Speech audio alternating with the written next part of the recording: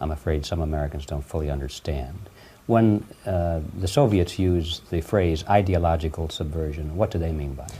Ideological subversion is the slow process which we call either ideological subversion or active measures, активные мероприятия in the language of the KGB, or psychological warfare.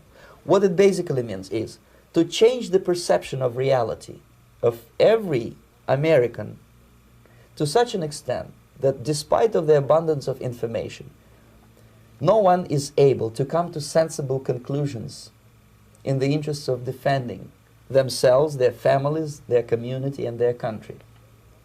It's a great brainwashing process which goes very slow, and it's divided in 4 basic stages. The first one being demoralization. It takes from 15 to 20 years to demoralize a nation.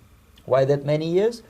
Because this is the minimum number of years which requires to educate 1 generation of students in the country of your enemy, exposed to the ideology of the enemy. In other words, Marxism-Leninism ideology is being pumped into the soft heads of at least 3 generations of American students without being challenged or counterbalanced by the basic values of Americanism, American patriotism. The demoralization process in the United States is basically completed already. For the last 25 years, actually it's overfulfilled, because demoralization now reaches such areas where previously not even Comrade Andropov and all his experts would even dream of such a tremendous success.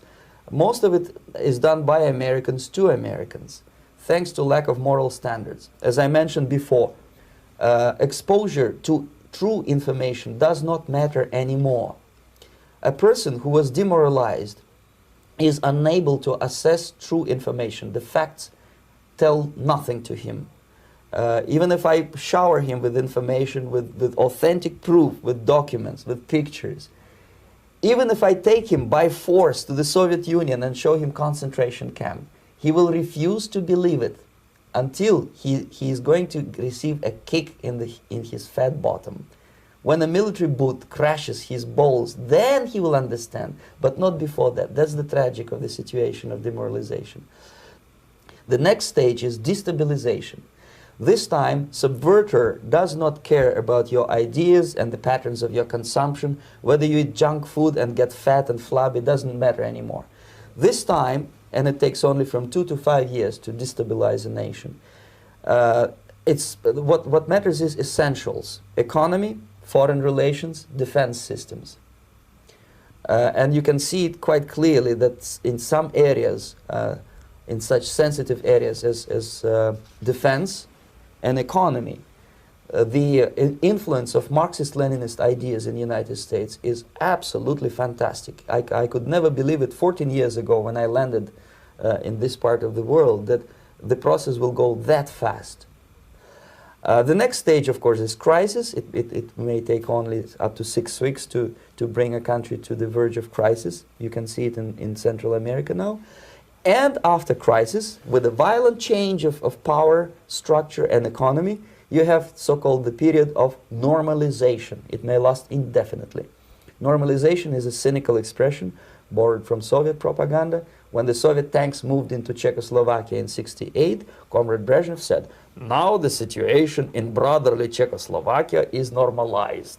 This is what will happen in the United States if you allow all these schmucks to bring the country to crisis, to promise people all kind of goodies and the paradise on earth, to destabilize your economy, to eliminate the principle of free market competition, and to put a big brother government in Washington, D.C., with benevolent dictators like Walter Mondale, who will promise lots of things, never mind whether the promises are fulfillable or not. They are not needed anymore. They know too much.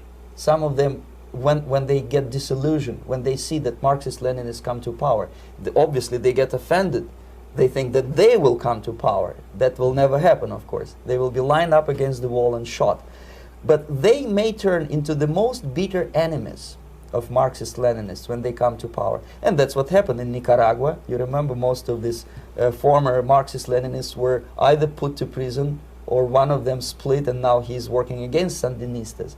It happened in Grenada when Maurice Bishop was already a Marxist. He was executed by a new Marxist who was more Marxist than this Marxist. Same happened in Afghanistan when first there was Taraki, he was killed by Amin, then Amin was killed by Babrak Karmal with the help of KGB. Same happened in Bangladesh when Mujibur Rahman, very pro-Soviet leftist, was assassinated by his own Marxist-Leninist military comrades.